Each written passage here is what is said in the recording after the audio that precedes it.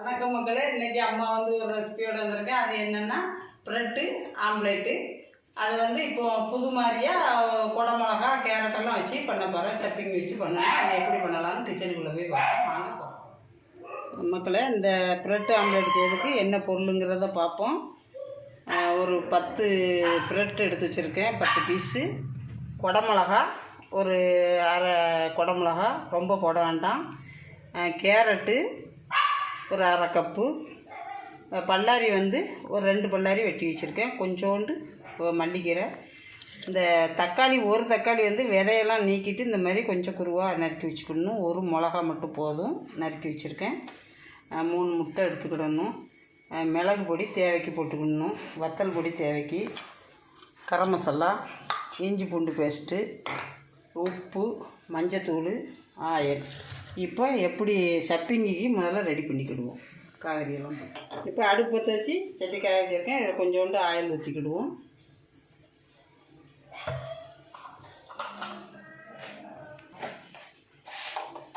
ஒரு அரை டீஸ்பூன் கடுகு போட்டுக்கிடுவோம்.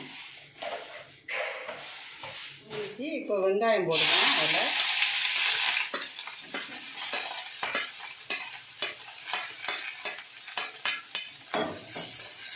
பச்சை மிளகா நறுக்கி வச்சுருக்கேன், இதையும் போட்டுக்கிட்டேன். இது கூட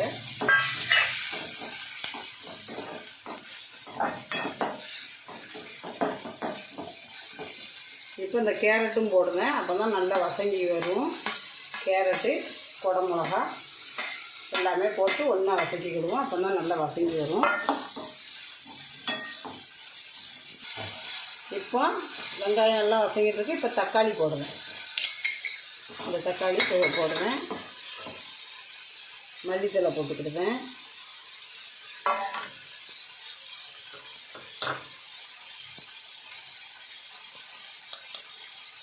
ஒரு அரை டீஸ்பூன் இஞ்சி பூண்டு பேஸ்ட். இந்த ஸ்டஃபிங்க்கு தேவையான ஒரு அரை டீஸ்பூன் உப்பு போட்டுக்கிடுவோம். பார்த்துக்கிட்டு போட்டுக்கலாம். உப்பு போட்டால் சீக்கிரம் வசங்கிடும். ஒரு 1/4 டீஸ்பூன் மஞ்சத்தூள், ஒரு அரை டீஸ்பூன் கரம் மசாலா, 1 டீஸ்பூன் வத்தல் பொடி போதும். ரொம்ப காரம் வேண்டாம்.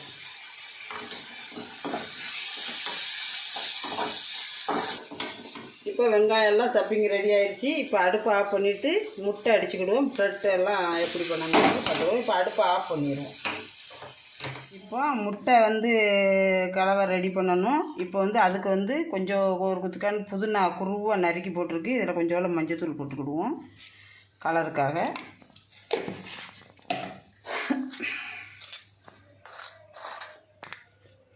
ஒரு 2 டேபிள் ஸ்பூன் மிளகுத்தூள் போட்டுக்கிடுவோம்.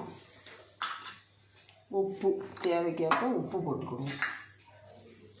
கொஞ்சமாக போதும் உப்பு, அதிகமாகிட வேண்டாம். நமக்கு ஸ்டஃபிங்லேயும் உப்பு இருக்குது. கொஞ்சம் ஒரு 1/4 டீஸ்பூன் போதும். இப்போ முட்டையை அடித்து விட்டுக்கிடுதேன்.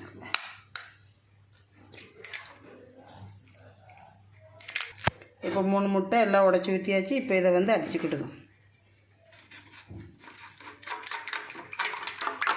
இப்போ முட்டை கலவை ரெடி ஆயிடுச்சு. இப்போ ப்ரெட்டில் ஸ்டஃபிங் வச்சு முட்டை கலவையில் முக்கி நம்ம தோசை கடாயில் போட்டுக்கிட்டோம். இப்போ கடலை சூடு நம்ம கையை நல்லா க்ளீன் பண்ணிக்கிட்டு இப்போ ப்ரெட்டை எடுத்துக்கிட்டோம். இந்த ஸ்டஃபிங்கை வந்து இதில் வந்து ஒவ்வொரு ஸ்பூனும் வைக்கும்.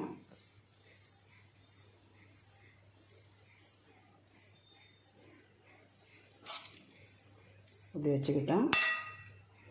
இன்னொரு ப்ரெட்டை வந்து இப்படி மூடுதோம். மூடி நல்லா இப்படி அமுக்கி விட்டுக்கிடுதோம். இப்போ இது இருக்கட்டும். தோசை கடை சூடாகிக்கிட்டு இருக்குது. இதில் கொஞ்சம் ஆயில் ஊற்றுதேன். ஆயில் ஊற்றிக்கிட்டேன். நல்லா கல் சூடாகிடுச்சு. இப்போ ஆயில் ஊற்றிருக்கேன். இப்படி இருக்கட்டும். உங்கள்கிட்ட வந்து பொரிக்கிற கடாய் இருந்தால் கூட அதில் நீங்கள் ஆயில் ஊற்றி கூட நீங்கள் இப்படி பண்ணிக்கலாம். கடாயில் நல்லா நம்ம முக்கிக்கிட்டேன். இப்போ வந்து தோசை கடாயில் இதை வைக்கணும். கல் நல்லா சூடாகிடுச்சு. அதே மாதிரி எல்லாத்தையும் நம்ம இப்படி முக்கி எடுத்து தோசை கடாயில் நம்ம போட்டுக்கிடணும். இப்போ நல்ல ப்ரெட்டை திருப்பி போட்டுக்கிட்டேன். இந்த பக்கமும் வெந்துருச்சு, அந்த பக்கம் நல்லா செவந்து அழகாக வந்துருச்சு. இப்போ எடுத்துட வேண்டியதுதான், நம்ம ரெடி ஆயிடுச்சு.